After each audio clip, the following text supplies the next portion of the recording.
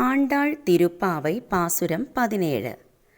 அம்பரமே தண்ணீரே சோரே அறம் செய்யும் எம்பெருமான் நந்தகோபாலா எழுந்திராய் கொம்பனார்க்கெல்லாம் கொழுந்தே குலவிளக்கே எம்பெருமாட்டி யசோதாயாரேவூராய்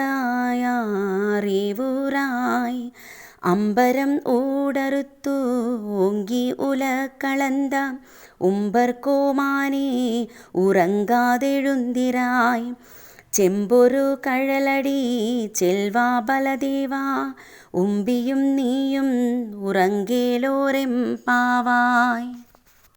നന്ദഗോപന്റെ മാളികയ്ക്കുള്ളിൽ കടന്ന പെൺകിടാങ്ങൾ അടുത്തതായി യഥാക്രമം നന്ദഗോപൻ, യശോദ, ശ്രീകൃഷ്ണൻ, ബലരാമൻ എന്നിവരെ വിളിച്ചുപാടി തുയിലുണർത്തുന്നു.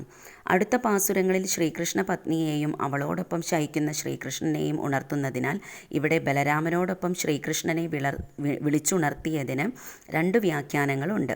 ഉമ്പർ കോമാനെ എന്ന പദം ഉമ്പർ കോ മാനെ എന്നു പിരിച്ചു പറയാം. അപ്പോൾ ഉമ്പരാർക്ക് കോവായ സ്വാമിയായ ശ്രീകൃഷ്ണന് മാനെ, അതായത് മൂത്തവനെ എന്ന് ബലദേവ സംബോധനയും ആകാം.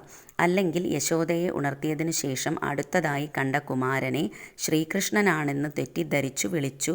അടുത്തു ചെന്നപ്പോൾ അവിടെ ഉറങ്ങിക്കിടക്കുന്നത് ശ്രീകൃഷ്ണനല്ല ബലരാമനാണ് എന്നു മനസ്സിലായി. അനന്തരം ബലരാമനെ സ്തുതിച്ചുകൊണ്ട് തുയിലുണർത്തുന്നു.